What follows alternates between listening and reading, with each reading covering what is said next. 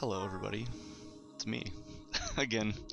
All right, so we're trying some new capture software. This stuff actually should make it a little bit easier for me.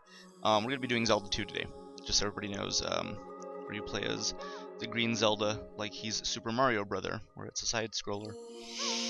So my timing might be slightly off vocal-wise, but it should be negligible if you even notice. I probably shouldn't have said anything, but that's the curse you live with when you watch my videos. So, Zelda 2, upgraded from the original Virtual Console version for $1. Alright.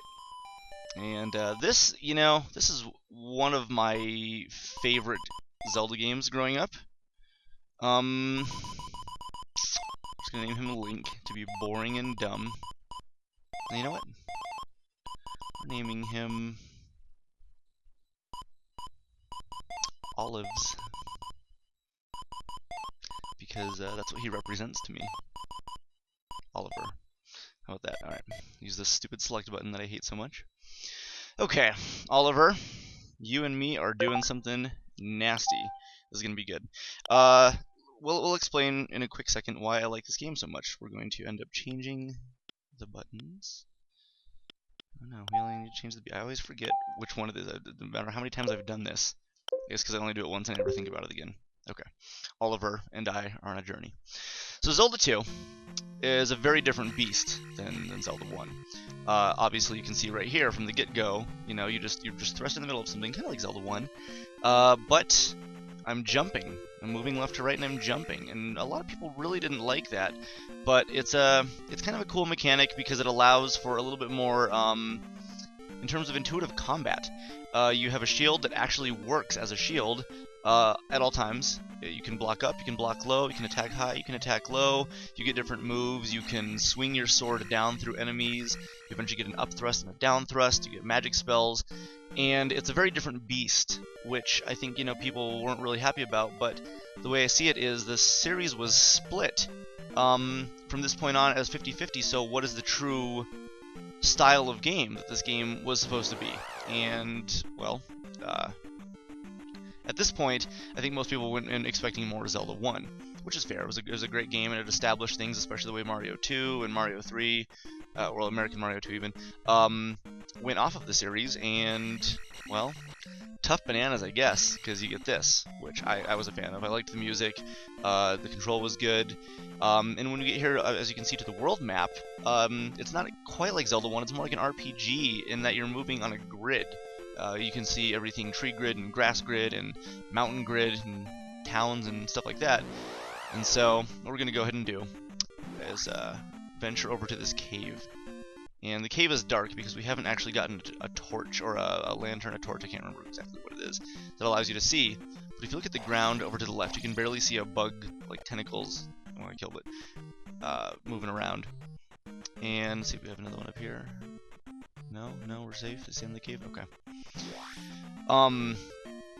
And in addition to being able to find the equivalent of, I guess there's still heart containers. We'll go grab one real quick as we go across the bubble pits, or whatever these are. It's, I'm not sure what's so dangerous about bubbles, but apparently something triggers maybe like PTSD in Link from when he was a little boy or something.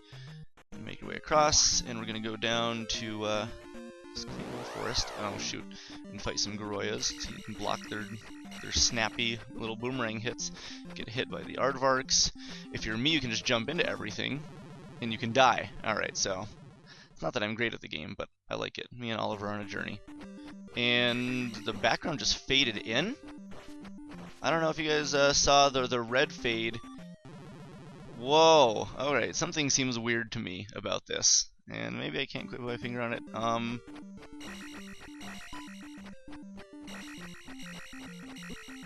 Did I don't know. Hold on. Something seems really out of here. We're at Stonehenge right now, collecting hearts. And I'm probably just gonna straight up die, because that's apparently what I'm doing right now. And maybe I should remember Zelda 2 well enough, but I thought I'd played enough to remember that like the colors didn't fade the same way. In fact, there was no fading, no gradients of that sort. Just a bunch of flashy, epileptic colors. So The game layout is broken up into another set of palaces, all of them side-scrolling. All action elements of this game are side-scrolling. You can trick enemies into smashing into when you're on the path, which makes it safe. You'll warp to this cool little screen, and you can just take off. But if you're in the middle of anything else, when an enemy zaps you, boom, you gotta go fight these guys on a separate little, almost RPG-style screen. Think of it as like, I don't know, a Tales game. Except, I'm not personally a fan of the Tales games, so I will say more fun, but if you like the Tales games, then maybe this is the closest equivalent that you'll get, and I'm glad that you like them. So, true to Zelda tradition, you make your way into a temple, you find keys, you find doors, and you find items, and each temple has an item, some of them I feel are fairly useless, that lets you do specific things. In fact, I can't even remember what the items in this are. These dogs don't even give us experience points. Speaking of experience points, this game has an experience system. It's kind of cool because it almost akin to like a D&D element. When you level up, you don't straight up level. You actually have to choose attributes to power up. So we see at the very, very top there's a little sword, there's magic, and there's life, all level 1. Our next experience comes at level 50. So once I hit level 50, I can level something up, any one of those objects. And then if I hit another 50 points, I can do it again, as long as it's level 1. A level 2 will require 100, level 3 200, and so on. So if I wanted to keep leveling up my magic, I would have to keep getting exponentially more, or I could get 150 experience points and level up each one of those things once. So it's kind of cool, because one thing I actually do when I play this game is just go crazy. Actually, we'll level up some right here. Okay. Oh, never mind. Everything has its own... I just totally lied to everybody. I should have waited to get to this. So life goes up at 50, magic at 100, attack at 200. And everything will start building exponentially if you want to keep increasing it. I usually wait and keep upping my attack, as I find that it makes the game just way easier, though clearly at this point I might need life, which you keep the same amount of bars, which I have 5 up there, but enemies will do less damage to you. In this game, you can skip over it completely, save up experience, and go to the next one. And so that would mean I would upgrade magic at 1 more experience point since it's 100. Kill these weird puppies. And a stupid little thing I used to do in this game, and I actually still do every time I play through it, is wait till we get to the bubbles, or these skulls that just sort of float around, kind of like the skulls in Zelda 1, these right here. And you can just sit here and kill these things, and it's going to take me probably like 200 hits to destroy this, but if I do, I get like 50 experience points, and you can start leveling stuff up really quickly. Oh boy. Alright, before I make a fool of myself once again in a Zelda game, I'm just going to take off. And I would level my my attack power up to like level 6 in this dungeon, so by the time you get to the boss, what the game will do is it will, every time you kill a boss, your experience will go up until you hit the next thing you could possibly level up.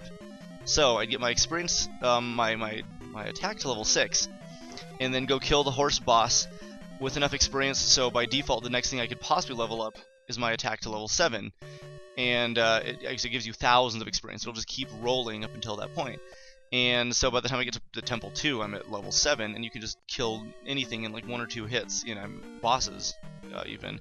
So scoop this guy back with my sword. No, it's not going to be good. Alright.